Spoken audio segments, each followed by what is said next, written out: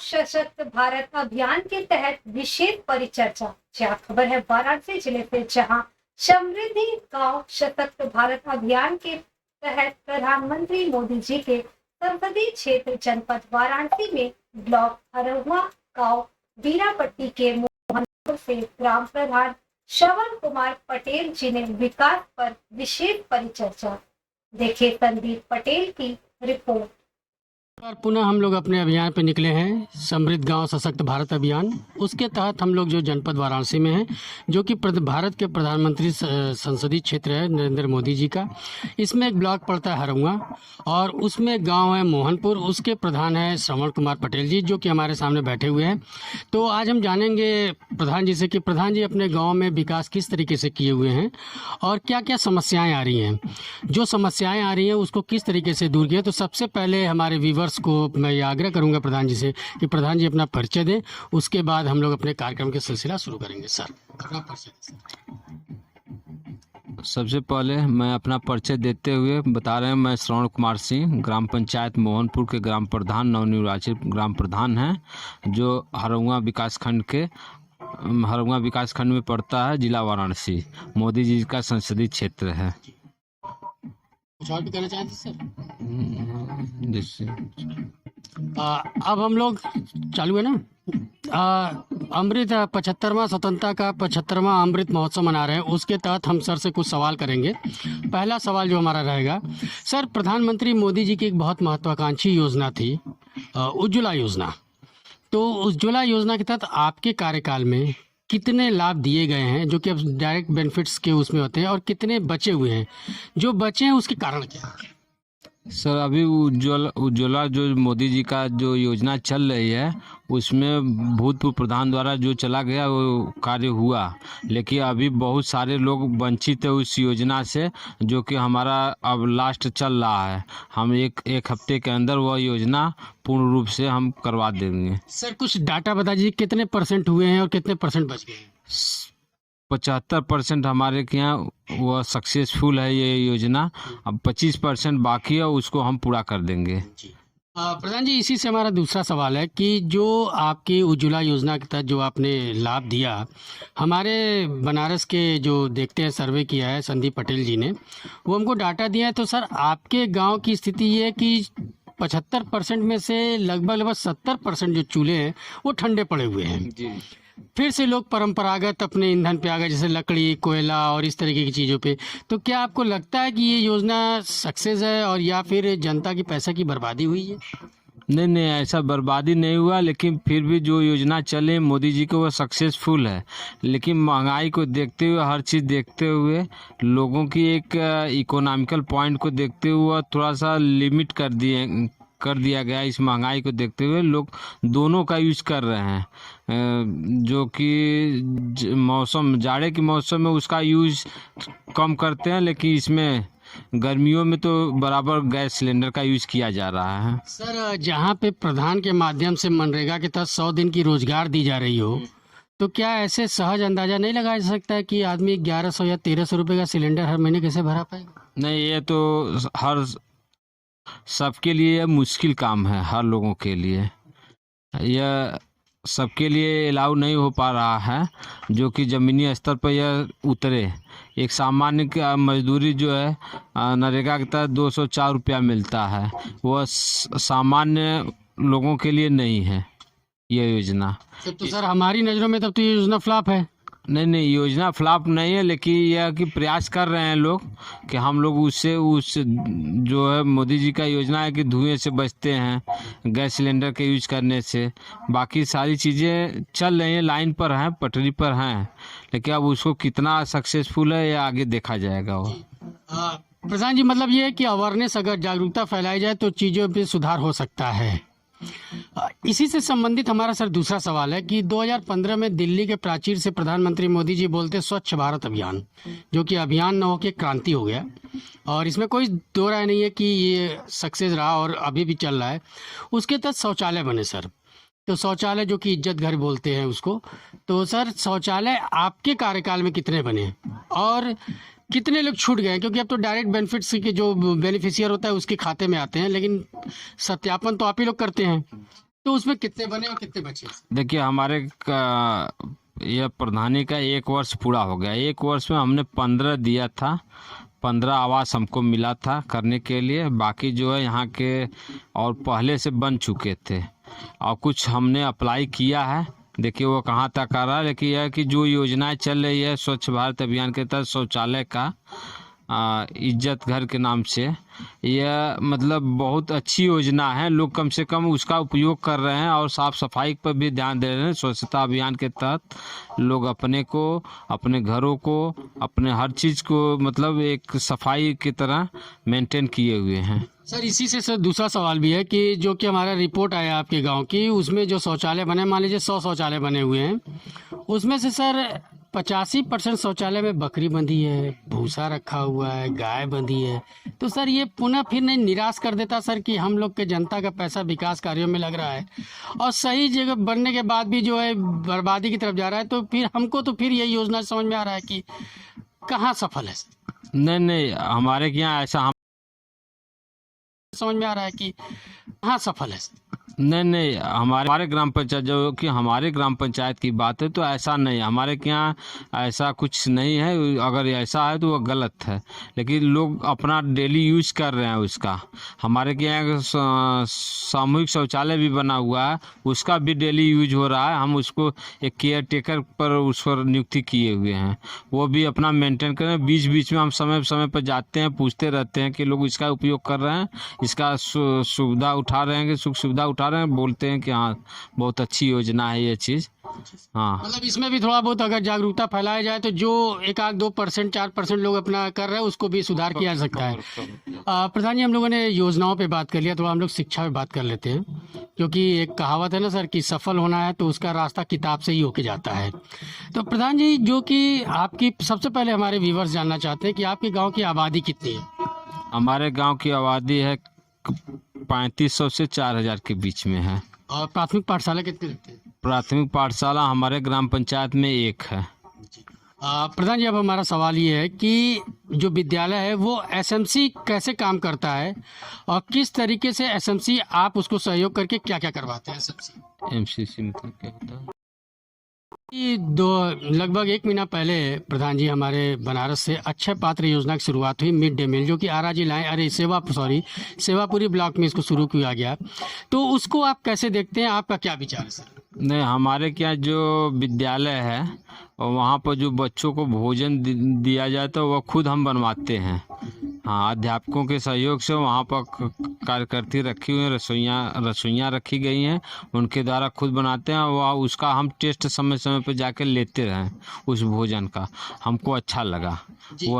हाँ, अक्षय पात्र योजना के तहत अभी जो है सेवापुरी ब्लॉक में शुरू किया गया है सर, और बाद में इसको सारा जोड़े।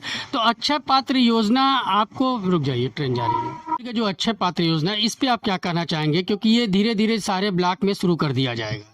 देखिए, अक्षत योजना है और जो मिड डे योजना है, अक्षत योजना का मतलब वो 10-15 घंटे पहले का भोजन बना हुआ वो हमारे विद्यालय तक, हमारे ग्राम पंचायत के विद्यालय तक पहुंचेगा। जो हम लोग करते हैं वह 2 घंटा 3 घंटा के अंदर बच्चों को भोजन अवेलेबल करा देते हैं।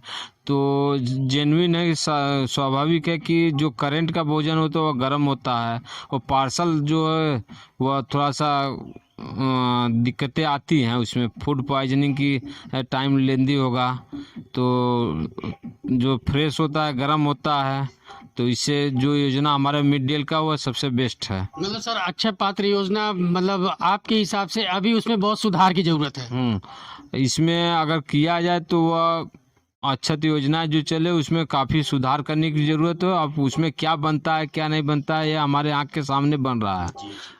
वो पैकिंग क्या किए हैं क्या नहीं कर रहे हैं, वो देखिए किसी भी कर्मचारियों को लगाया जाएगा, लेकिन वह कर्मचारी कितना जिम्मेदार है उस पैकिंग करने में, वहाँ तक पहुँचाने में, ये उसका वो योगदान है। सर आप विद्यालय में जाते हैं, भोजन टेस्ट भी करते हैं, बुधवार को क्या दिया जाता है? नहीं, अभी तक तो हम जैसे सोमवार को या शनिवार को गए थे कि केला दूध का व्यवस्था है, ऐसे खिचड़ी। तो सर सोमवार को और बुधवार को क्या दिया जाता है? देखिए, सोमवार को फल दिया जाता है, बुधवार को दूध दिया जाता है। वह दूध 100 ml होता है, और फल सर फल में केला ही देते हैं, तो सर केला ही क्यों देते हैं सर? केला सबसे सस्ता पड़ता है सरकार के हिसाब से, इसलिए केला अवेलेबल कराती है। इतना कम बजट में और हम फल उपलब्ध नहीं करा पाएंगे, इसके लिए हमको सबसे सूटेबल है कि केला दिया जाए। हम लोगों ने योजना पे भी बात कर लिया, प्रधान जी थोड़ा सा शिक्षा भी बात कर लिया, अब हम लोग थोड़ा सा जो खेत पे और किसानी पे बात कर लेते हैं। तो सबसे पहले मैं ये जानना चाहता हूँ सर कि प्रधान सर की किसानों से संबंधित जो हमारा सवाल है कि जो कि किसानों को जो अनुदान मिलता है बीज खाद पे, वो आप कहाँ से अवेलेबल कराते हैं और कितने लोग इससे जुड़े? देखिए हमारे के यहाँ जो सहकारी समिति है, सहकारी समिति के माध्यम से लोग अपना खाद तो अवेलेबल हो जाता है, बीज के लिए भी अवेलेबल है। वह ब्लॉक स्तर पर जो वितरण होता है किसान सहायक के माध्यम से, समय समय पर वो लोग जागरूक करते हैं। खाद के लिए, जैविक खाद के लिए भी यूज करते हैं और उसके लिए भी, बीज के लिए भी। हाँ, प्रधान जी इसी से संबंधित हमारा दूसरा सवाल है कि जो किसान लोग हैं उनके सिंचाई के लिए आपने क्या व्यवस्था किया? क्या ये परंपरागत है जो अपने शुरू से करते आ रहे हैं, या फिर कुछ सरकार द्वारा दिया गया है, या फिर अपना जो व्यक्तिगत चलता है वो? देखिए सरकार द्वारा ग्राम पंचायत में एक ट्यूबवेल है, वो अभी इस समय बहुत उपयोग नहीं हो पा रहा। पहले हो रहा था, लेकिन अब लोग जगह जगह अपना जो है नाली की व्यवस्था ख़त्म करके नाली पे चक्रोट बना दिया जा रहा है, जिसकी वजह से लोग अपना व्यक्तिगत बोरिंग के माध्यम से, अपना समरसेबुल के माध्यम से पानी सिंचाई कर रहे हैं, अपने खेत तक पहुंचा रहे हैं। और बाकी जो है इसमें सिंचाई के साथ साथ अपना व्यक्तिगत मतलब कि पंप संसाधन करके अपना खेती बाड़ी कर रहे हैं। प्रधान जी हम लोगों ने बात कर लिया, इस पे भी थोड़ा सा बात हम लोग महिलाओं पे भी कर लें। जो कि कहते हैं कि जिस राष्ट्र की महिलाएं सशक्त हैं वो राष्ट्र को डेवलप होने से कोई नहीं रोक सकता। तो प्रधान जी आपके माध्यम से महिलाओं के लिए क्या क्या किया गया है नारी सशक्तिकरण, महिला वुमेन्स एम्पावरमेंट के माध्यम से, और कितने लोगों को वृद्धा पेंशन दिया गया है और विधवा पेंशन दिया गया? देखिए हमारे के यहाँ महिलाओं को वृद्धा पेंशन लागू किया गया है और हमारे के यहाँ बराबर वो मिल भी रहा है। इसके लिए हम बराबर लोगों को जागरूक करते हैं, जो 60 साल से ऊपर हो जाए वो वृद्धा पेंशन का लाभ ले सकती हैं। इसके साथ महिलाओं को सशक्तिकरण के लिए हमारे के यहाँ सामूहिक जो समूह, गांव में समूह के माध्यम से भी सरकार द्वारा, भारत सरकार द्वारा ये योजना चलाई जा रही है। समय समय पर उन लोगों को भी हम मीटिंग करते हैं, मीटिंग करवाते हैं समूह के माध्यम से। कुछ उन लोगों का एक अपना बजट के रूप में एक संग करती हैं, संचालित बैंक के द्वारा जुड़कर संचालित करती रहती हैं, जो उन लोगों को अपना एक दूसरे को जिसको ज़रूरत पड़ती है वो अपना उसी हिसाब से अपना उसमें लेन देन करके लोन के माध्यम से चाहे जैसे भी वो भरपूर करती हैं। हमारी क्या महिलाएं सशक्त करें, एक गांव की एक महिला जितना मजबूत होगी उतना हमारा देश मजबूत होगा, उतना हमारा जितना मजबूत होगी उतना हमारा देश मजबूत होगा, उतना हमारा ब्लॉक मजबूत होगा, देश मजबूत, जिला मजबूत होगा, गांव मजबूत होगा।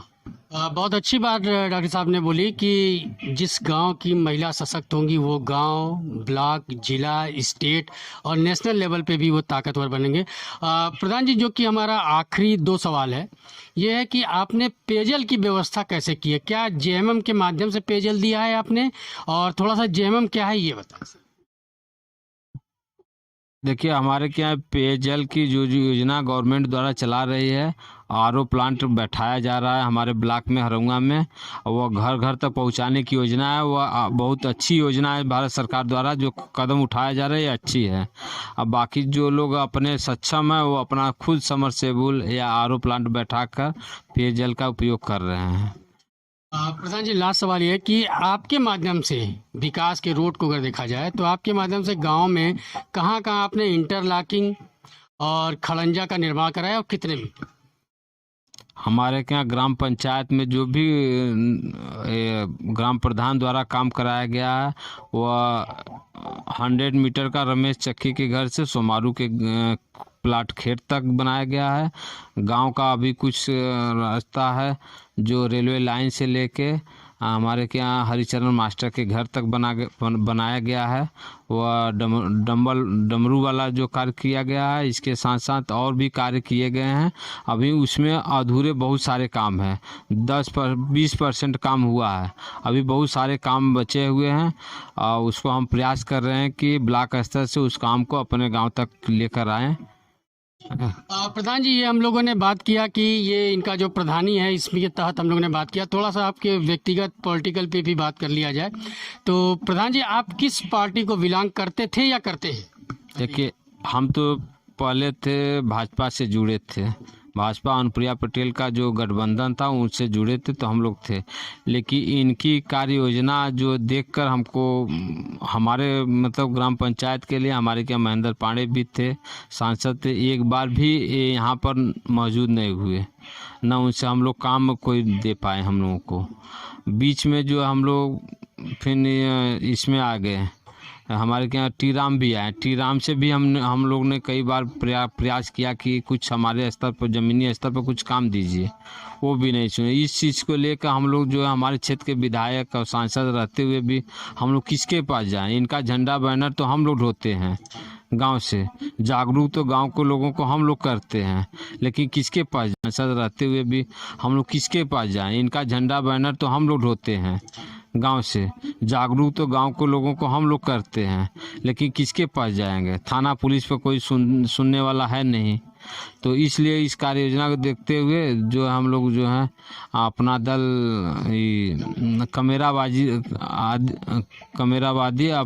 पल्लवी पटेल के साथ हो गए हैं इस समय। सर, लास्ट सवाल ये है कि दोनों अपना दल एस और अपना दल कमेरावादी में आपको वैचारिक क्या अंतर लगा?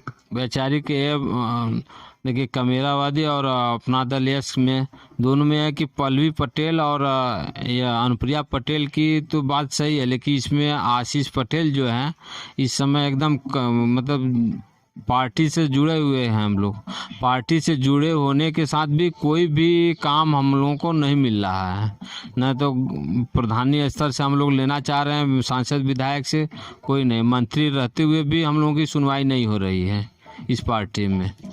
हाँ, तो इसलिए यह हमको लगा कि पल्लवी पटेल ये बेस्ट। आपने देखा कि समृद्ध गांव सशक्त भारत अभियान के तहत हम लोग जो मोहनपुर में जो प्रधान जी हैं हमारे श्रवण कुमार जी, इनसे बात किया और इनके व्यक्तिगत लाइफ को भी हम लोगों ने जो है खंगाला है और देखा है कि किस तरीके से अपना दल कमेरावाद और अपना दल एस में क्या डिफरेंट है और क्या वैचारिक चीज़ें हैं। इसके लिए हम प्रधान जी को धन्यवाद देते हैं और उम्मीद करते हैं कि इनका पॉलिटिकल लाइफ और ऊपर जाएगा, जिससे ये गाँव और समाज की और बेहतर प्रयास करेंगे। मैं आशीष श्रीवास्तव अपने सहयोगी संदीप पटेल के साथ fast news India Banaras. Thank you.